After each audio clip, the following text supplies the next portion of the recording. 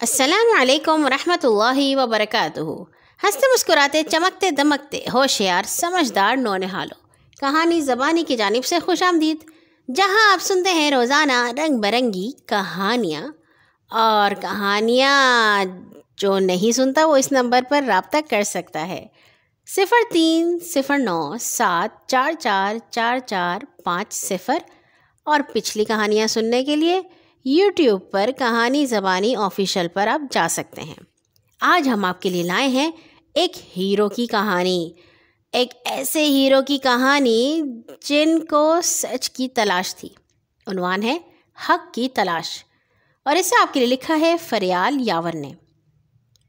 ایک ٹھنڈا نیم تاریک کمرہ ہے جہاں چراغ کی روشنی ٹمٹما رہی ہے۔ اس ٹمٹماتے چراغ کے ساتھ ہی ایک شخص کی زندگی کا چراغ بھی گل ہونے کو ہے۔ قریب ہی اس کا خدمت گزار مابا بے چین کھڑا ہے۔ یہ وہی مابا ہے جو کچھ عرصہ پہلے مشہور زمیندار اور آتش کدے کے نگران بزخشان کا اکلوتا بیٹا تھا، اور بزخشان اپنے اس اکلوتے بیٹے پر جان چھڑکتا تھا۔ مابا ایک دن عیسائیوں کے طریقہ عبادت سے متاثر ہو کر آتش پرستی سے تائب ہو گیا اور عیسائیت اختیار کر لی۔ کچھ عرصے بعد عیسائیت کے مرکز شام پہنچا، جہاں اپنے اس راہب آقا کی خدمت میں رہنے لگا۔ آج مابا بے چین ہے کہ اب سچ کی تلاش میں اس کی رہنمائی کون کرے گا۔ ایسے میں اس درویش نے اکھڑی سانس میں مابا کو مخاطب کیا اور کہا، اے حق کو تلاش کرنے والے بیٹے، میں اس وقت تمہیں کیا مشورہ دوں؟ اس دنیا میں مجھے کوئی ایسا شخص نظر نہیں آ رہا جس کے پاس میں تمہیں بھیجوں، البتہ اب اس آخری نبی صلی اللہ علیہ وسلم کے آنے کا زمانہ آنے والا ہے، جو صحرائے عرب سے اٹھ کر دین حنیف کو زندہ کرے گا۔ اس کے دونوں کندھوں کے درمیان مہر نبوت ہوگی۔ وہ ہدیہ یعنی تحفہ قبول کر لے گا، لیکن صدقے کو اپنے لیے حرام سمجھے گا۔ اگر تم اس پاک نبی کو تلاش کر کے اس کا زمانہ پاؤ تو اس کی خدمت میں ضرور حاضر ہونا۔ یہ کہہ کر اس درویش نے آخری ہچکی لی اور ہمیشہ کے لیے آنکھیں بند کر لیں۔ اب مابا ہر وقت اسی تلاش میں رہتا تھا کہ کوئی قافلہ اسے ملے تو وہ اس کے ساتھ اس سرزمین پر پہنچ جائے جہاں اس آخری نبی کے آنے کا امکان ہے۔ آخر ایک دن مابا کی تلاش پوری ہوئی۔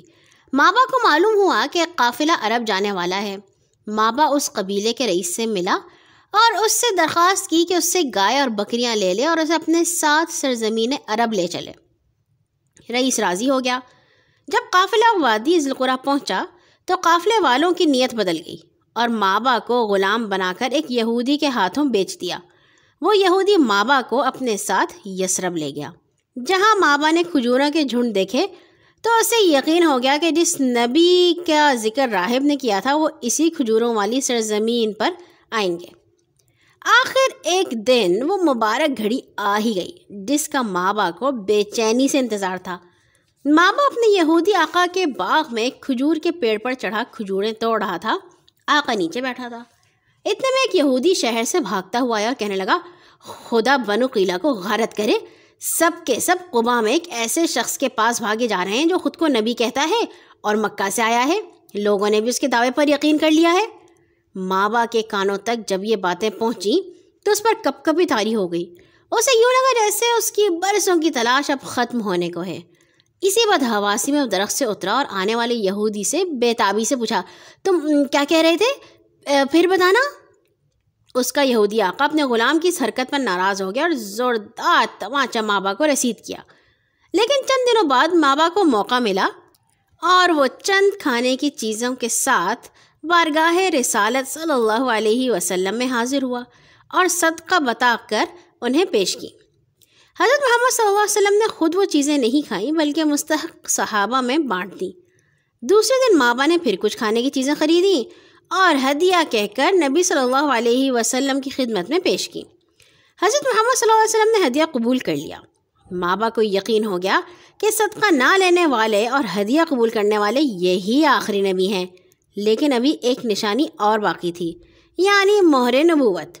مابا کو ابھی یقین نہیں ہوا تھا، یہاں تک کہ خود نبی صلی اللہ علیہ وسلم نے مابا کی دلی کیفیت جان لی اور اپنی پشت مبارک سے کپڑا ہٹا دیا۔ یہ دیکھ کر جیسے مابا کی صدیوں کی تھکن اتر گئی اور اس نے بے اختیار مہر مبارک کو چوم لیا۔ اس تلاش کے لیے اس کی آنکھوں نے بہت انتظار کیا تھا، مگر اب جب تلاش برائی تو ضبط کا بندھن ٹوٹ گیا اور آنسو بے اختیار ہو کر بہنے لگے۔ سچ اور حق کی تلاش میں زمانے بھر کی خاک چھاننے والے یہ صحابی حضرت سلمان الخیر فارسی کے نام سے تاریخ میں مشہور ہوئے۔ سلمان فارسی قبول اسلام کے بعد بھی غلامی کی زنجیروں میں جکڑے ہوئے تھے اور کسی طرح ان کا چھٹکارا نہ ہو پایا تھا۔ ایک دن نبی صلی اللہ علیہ وسلم نے ان سے فرمایا، سلمان تم اپنے آقا سے اپنی قیمت طے کروا لو اور اپنی خلاصی کروا لو۔ سلمان نے یہودی آقا سے اپنی قیمت طے کروائی تو اس نے 40 اوقیہ سونا اور 300 پودے لگانے کا مطالبہ کیا۔ صحابہ نے مل کر 300 پودے جمع کیے جنہیں نبی صلی اللہ علیہ وسلم نے اپنے ہاتھوں سے لگایا۔ اسی دوران نبی صلی اللہ علیہ وسلم کو ایک غزوہ میں 40 اوقیہ سونا ملا جو آپ نے حضرت سلمان فارسی رضی اللہ تعالیٰ عنہ کو دے دیا، یوں وہ آزاد ہو گئے۔ حضرت سلمان رضی اللہ تعالیٰ عنہ کو پیارے نبی سے بہت محبت تھی۔ وہ اپنے وقت کا زیادہ حصہ پیارے نبی کی خدمت میں گزارتے تھے۔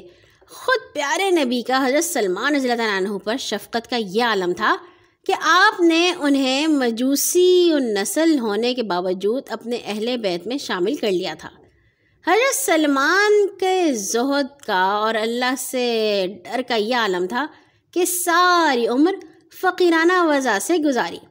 نبی صلی اللہ علیہ وسلم نے آپ رضی اللہ تعالیٰ عنہ کے بارے میں فرمایا کہ اللہ تعالیٰ نے مجھے 4 آدمیوں کے ساتھ محبت رکھنے کا حکم دیا ہے، اللہ بھی ان سے محبت رکھتا ہے۔ پوچھا گیا وہ کون؟ فرمایا علی رضی اللہ تعالیٰ عنہ، مقداد رضی اللہ تعالیٰ عنہ، سلمان اور ابو ذر رضی اللہ تعالیٰ عنہما۔ 5 ہجری میں جب غزوہ احزاب پیش آیا اور پیارے نبی نے سب سے مشورہ مانگا تو خندق کھودنے کا مشورہ بھی حضرت سلمان فارسی نے ہی دیا تھا، جسے پیارے نبی نے بہت پسند کیا تھا۔ آپ جنگ احد اور بدر کے علاوہ، کیونکہ اس وقت آپ غلام تھے، تمام غزوات میں شریک رہے۔ ان کا شوق شہادت دیکھ کر ایک مرتبہ پیارے نبی نے فرمایا، جنت 3 آدمیوں کے آنے کا شوق رکھتی ہے، علی رضی اللہ تعالیٰ عنہ، عمار رضی اللہ تعالیٰ عنہ اور سلمان فارسی رضی اللہ تعالیٰ عنہ۔ ایک اور موقع پر آپ نے سلمان فارسی کو مسلمان الخیر کا خطاب دیا۔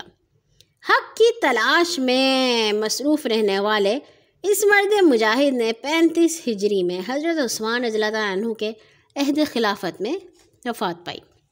اللہ تعالیٰ ان پر اپنے ڈھیروں ڈھیر برکتیں اور رحمتیں نازل فرمائے، آمین۔ کل آئیں گے انشاءاللہ ایک اور نئی کہانی کے ساتھ۔ اللہ حافظ۔